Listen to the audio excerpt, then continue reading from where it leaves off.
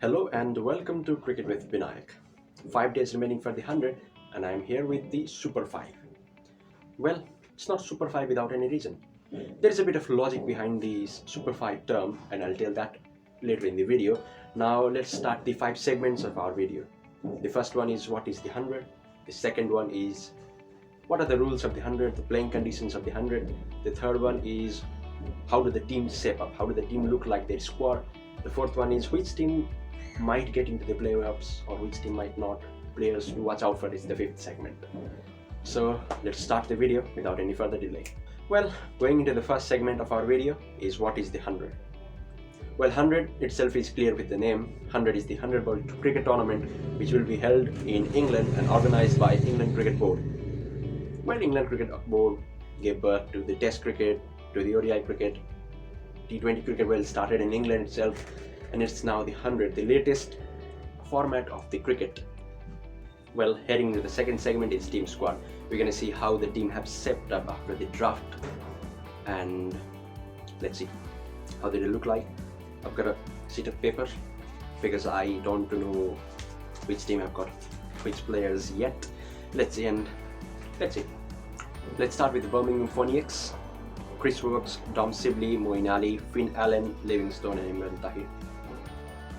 These are the match winners which I feel might be.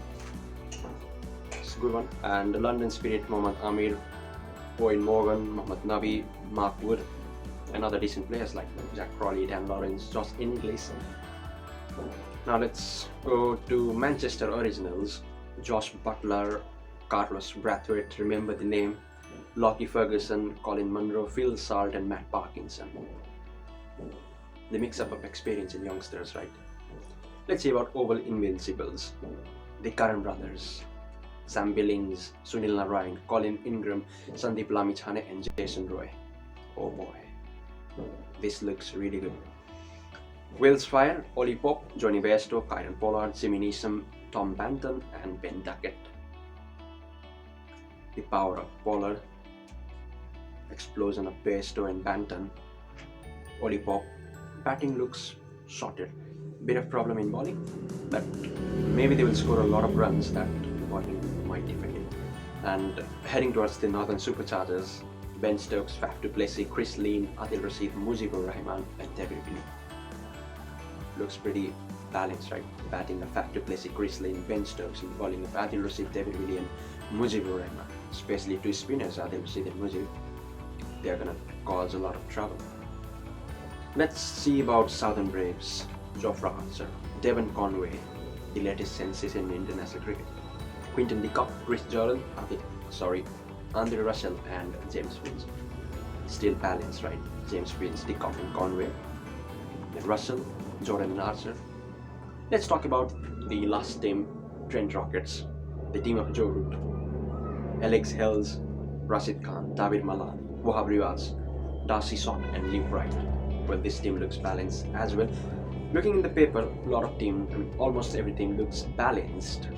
Now, heading to the third segment is the playing conditions for the 100 2021. Let's start with a very simple rule, like the toss. Toss is considered to be one of the major factors of the game, and now the toss has not to be held in the ground. You can toss anywhere, right? You need two captains, an umpire, a match referee. You don't need to go into the ground. That is a one plus point I feel, because in the rainy season, summer in England, sometimes you see toss being delayed due to wet outfield or toss being delayed due to rain. Now you don't have to delay the toss.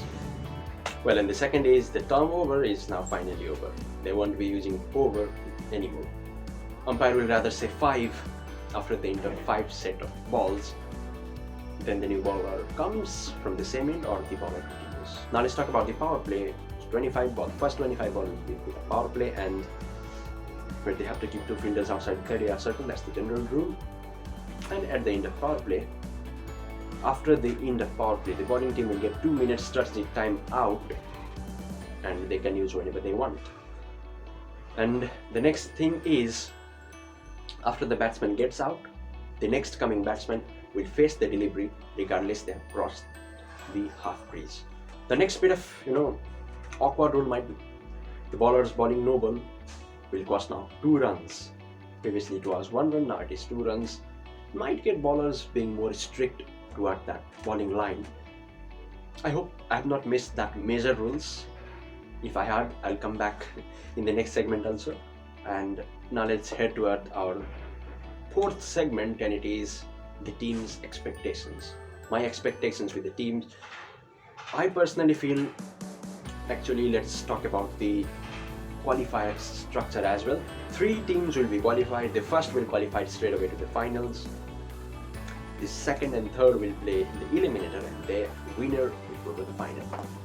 So the 3 teams I personally feel is that number 1, I feel Oval Invincibles will get into the finals straight away. The second is maybe Trent Rockets, and I'm backing Manchester Originals. My personal preference, Manchester Originals will qualify. The other teams look balanced in the paper. Let's see what happens in the 100, but in paper, these 3 teams I'm backing. Let's talk about the opportunity, right? English youngsters have got a lot of opportunity this summer, with the initial squad being quarantined, and then totally new squad coming in to face Pakistan, and then whitewashing them. Really, they did really well. And then the opportunity now for Saqib Mahmood, I feel the first for Saqib Mahmood, because I think there is a spot left in the English first XI still, and that one spot is of Tom Curran. T20 World Cup coming into the line this summer, and Saqib Mahmood doing really well. It's now pressure for Tom Curran, and now the next opportunity for is Saqib Mahmood, and the next opportunity I feel is for Matt Parkinson, because now the pair of Adil Rashid and Moeen Ali slightly declining. You don't see Moeen Ali bowling a lot. You don't see Moeen Ali playing a lot, to be honest. Adil Rashid not in test, and he's still really nice in white balls, but the question is up to when. So England must be feeling Matt Parkinson is the guy, so he got a lot of opportunity. An opportunity for Jimmy Neesham. I'm talking about the foreigners now. Why it's opportunity for Jimmy Neesham? That look at his squad, you don't see any other proper all-rounders. Now Jimmy Neesham not being a really proper all-rounder for New Zealand as well, to be honest. Now he's got an opportunity to prove to the squad like he's well contended for all 3 formats.